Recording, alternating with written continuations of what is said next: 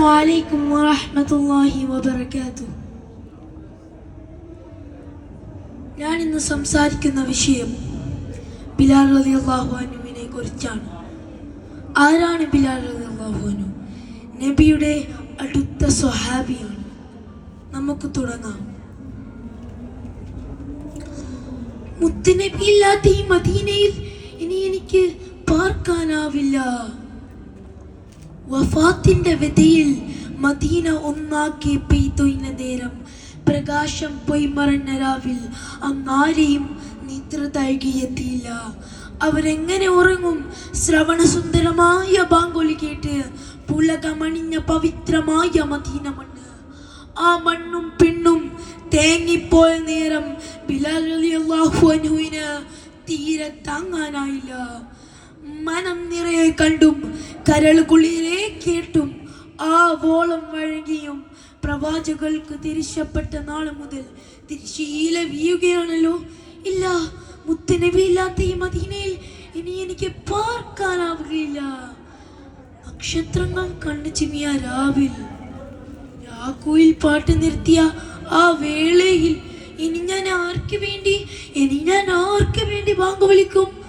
മാനത്ത് അന്തിച്ചോപ്പുമായ നേരം ബിലാൽ റളിയല്ലാഹു അൻഹു ഡമസ്കസിലേക്ക് യാത്രയായി.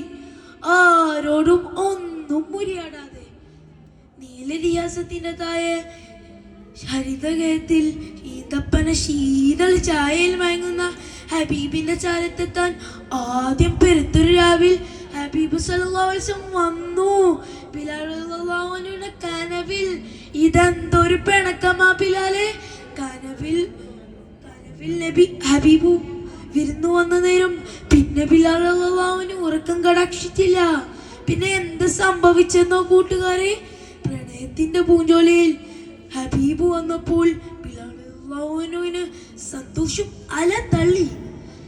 തിറൗളയുടെ അരികത്ത് ചെന്ന് മണൽ തിട്ടയിൽ ഉരുണ്ട് കരയുകയാണ് ബിലാൽ റളിയല്ലാഹു അൻഹു. ഈ രംഗം കണ്ട സ്വഹാബികൾ ബിലാൽ റളിയല്ലാഹു അൻഹുവിനെ സമാശ്വസിപ്പിച്ചു. ഹസ്സൻ ഹുസൈൻ റളിയല്ലാഹു രണ്ടുപേരും ഓടി വന്ന് ബിലാൽ റളിയല്ലാഹുവിനെ വാരി പുണർന്നു.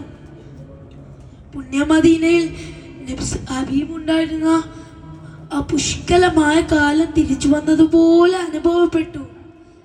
ഹസ്സനും ഹുസൈനും വിജ്ഞാനിതരായി. അവർ ബിലാൽ റളിയല്ലാഹു അൻഹുവിനോട് ബാങ്ക് വിളിക്കാൻ ആവശ്യപ്പെട്ടു. ഉയിനുമാറാൻ പല തരത്തിലും ശ്രമിച്ചെങ്കിലും മുത്തുനബിയുടെ 2 റോസാപ്പൂക്കള കരളിന്റെ തുടിപ്പായ ഫാത്തിമ ബീവിയുടെ 2 റോസാപ്പൂക്കളായ മക്കളാണല്ലോ അവർ. ഇത് ഞാൻ എങ്ങനെ നിരസിക്കും?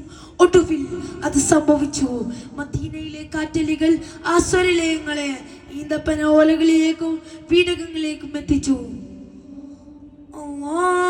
അല്ലാഹു അക്ബർ, അല്ലാഹു അക്ബർ. തൗഹീദിന്റെ അപരധ്വനി മദീനയിലേക്ക് പെയ്തിറങ്ങിയപ്പോൾ അർശ് പുളകമായി. ഇനി ഷഹാദത്തിന്റെ വചനങ്ങളാണ് ഉരവിടാനുള്ളത്. അശ്ഹദു അല്ലാ ഇലാഹ ഇല്ലല്ലാഹ്.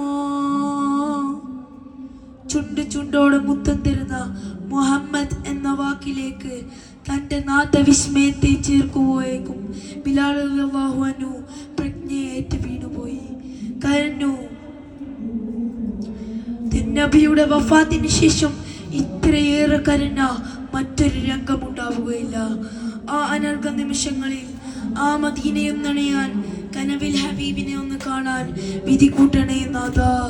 ശുഭം. ഇവിടെ നിർത്തുന്നു ഈ കഥ. അസ്സലാമു അലൈക്കും.